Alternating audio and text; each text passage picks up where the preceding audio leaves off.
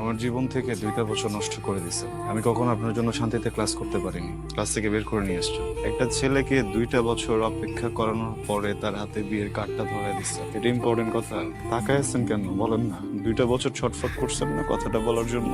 এর থেকে অনেক বেশি ছটফট আমি করছি কথাটা শোনার জন্য। আজকে একটু বলেন প্লিজ।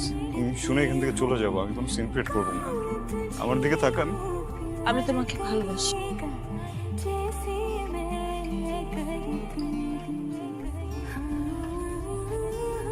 ইম্পর্টেন্ট কথা শুনলা, বুঝলা, এখন চলে যেতেছো। কি কথা বলো না কেন?